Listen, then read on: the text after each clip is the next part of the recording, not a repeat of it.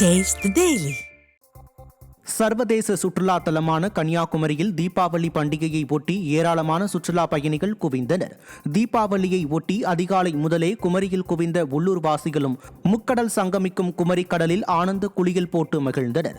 தொடர்ந்து படகு சவாரி செய்து கடல் நடுவே அமைந்துள்ள சுவாமி விவேகானந்தர் நினைவு பாறை மற்றும் 133 அடி உயரமுள்ள திருவள்ளுவர் சிலை ஆகியவற்றை கண்டு களித்தனர். தொடர்ந்து விவேகானந்தர் பாறையையும் திருவள்ளுவர் சிலையையும் இணைக்கக்கூடிய கண்ணாடி கூண்டு பாலத்தில் நடந்து ஆனந்த கூச்சலுடன் கண்டு ரசித்தனர்.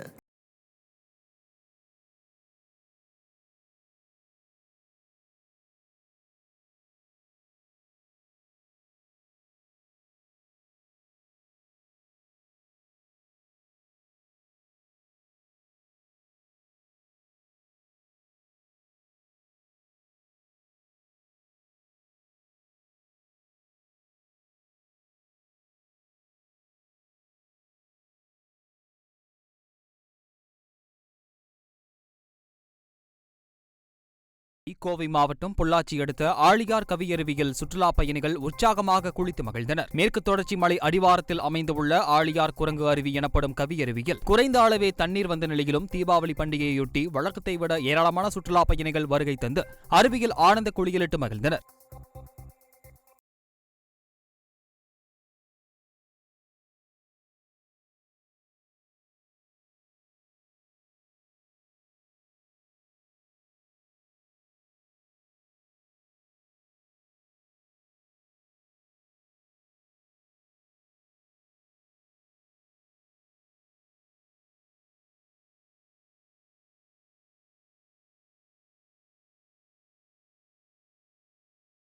கிட்டத்தட்ட 1.5 hour நாங்கள் இங்கே வந்து ஸ்பெண்ட் பண்ணியிருக்கிறோம்.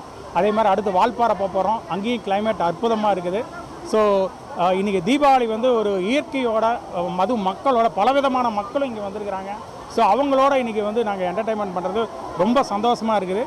அதுவும் இல்லாமல் இன்றைக்கி லைஃப்பில் கிட்டத்தட்ட இந்த இதில் என்ஜாய் பண்ணும்போது ஒரு 10 வயது குறையிற மாதிரி இருக்குது. தீபாவளியின் போது காஞ்சிபுரம் மற்றும் சுற்றுப்பகுதிகளில் பெய்த மழையால் மக்கள் அவதியடைந்தனர்.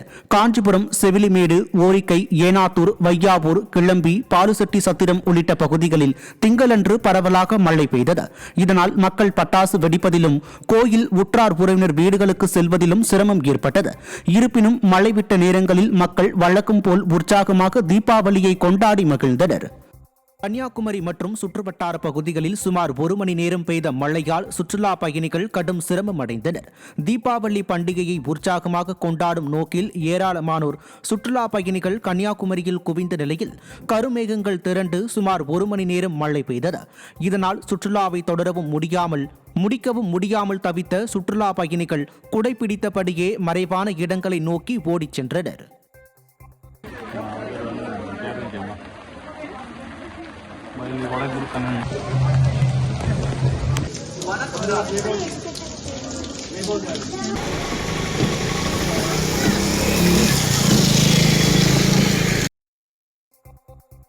ராணிப்பேட்டை மாவட்டம் வாலாஜாபேட்டை அருகே உரிய அனுமதியின்றி 2 டன் பட்டாசுகளை பதுக்கி வைத்திருந்த தம்பதி கையும் களவுமாக பிடிபட்ட நிலையில் பட்டாசுகள் சிக்கியது.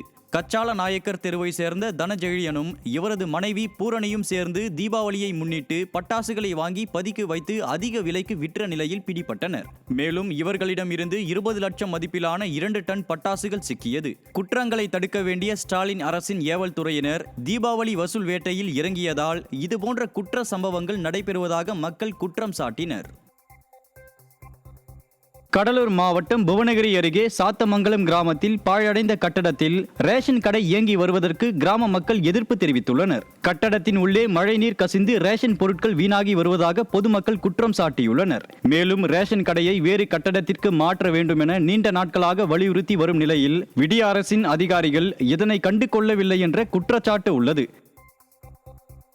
கடலூர் மாவட்டம் புவனகிரி அருகே சென்னை கும்பகோணம் தேசிய நெடுஞ்சாலையில் உள்ள சேத்தியாத்தோப்பு வெள்ளாற்று புதிய பாலத்தில் மின் விளக்கு வசதி இல்லாமல் வாகன ஓட்டிகள் அவதியடைந்து வருகின்றனர்.